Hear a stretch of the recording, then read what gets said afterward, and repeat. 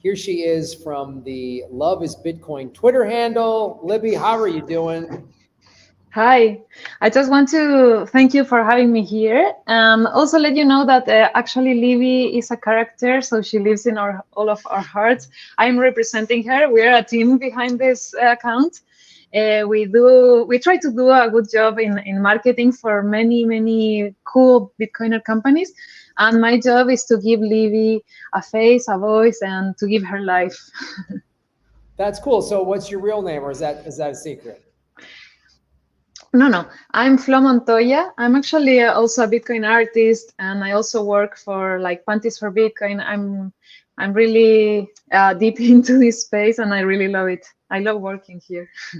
Well, this is the thing that's cool. I obviously there's a lot of tech people and finance people in the space, but I love seeing, and one of the reasons I wanted to reach out is I love seeing more artists come into the space because I think there's a need for it. I think honestly, the best thing I heard about Bitcoin is really it's for anybody and whatever skill set or that you have, there's a way to bring it into Bitcoin and make it, whether you're a cook, whether you're an artist, whether you make clothes or whatever. And I think that's what's really cool. So I always love giving everybody's orange pill story.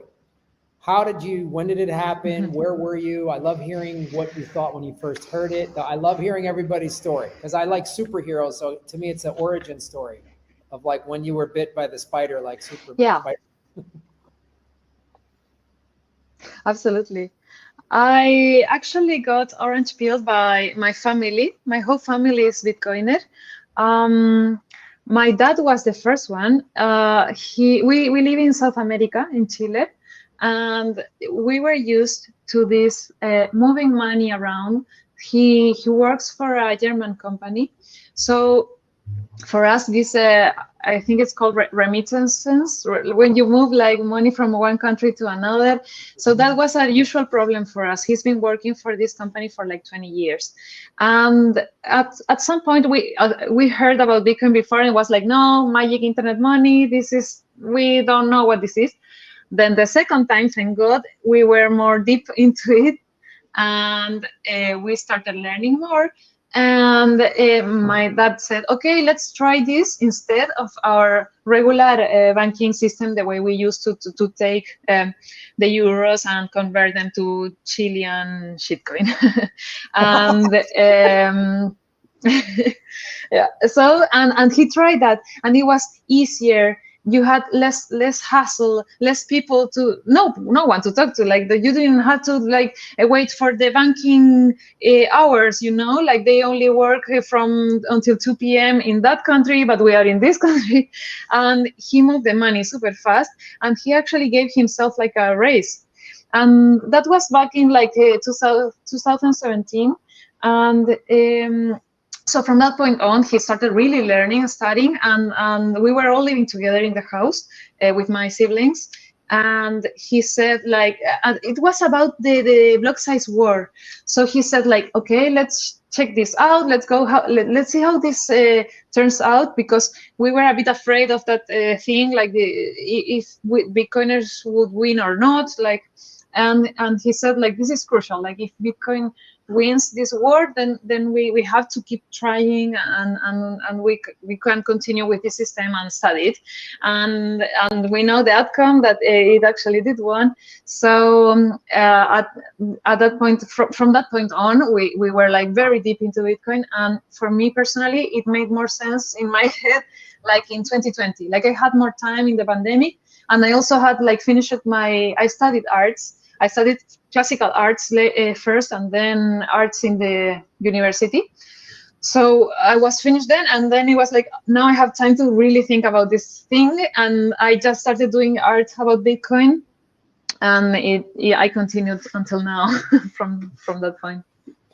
That's cool. That's one of the more unique orange pill stories I've heard. Getting orange pilled by your dad, by your family. Like most people are like, they had to orange pill their parents, and their parents didn't get it at first. That's pretty cool. But it makes sense if your father was sending money.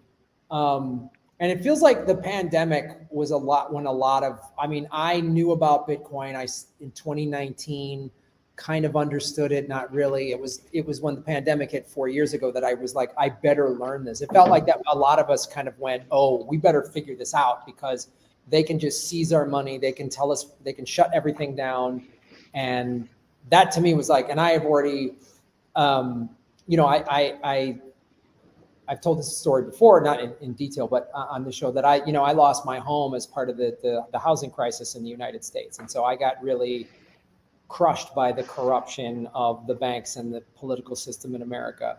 And that's another reason I really wanted to get into, when I started to learn Bitcoin, about what it was. It feels like, was the pandemic, did that help sort of accelerate your desire to learn more about it?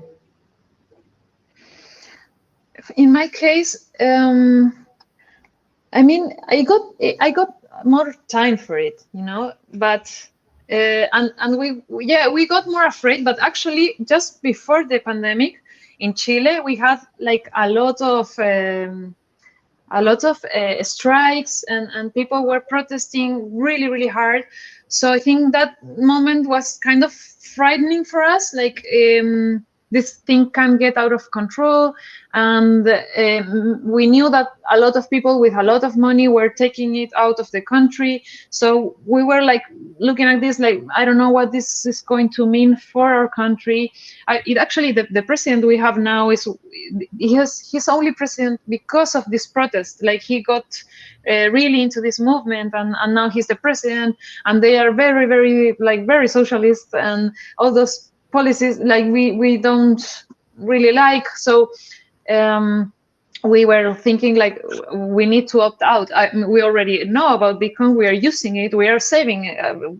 We already understand that you can't save in fiat, and everything else loses against Bitcoin. But at that moment was like, this is a revolution. Like, no, it's not only a tool. It's not only very useful and cool and great and intelligent.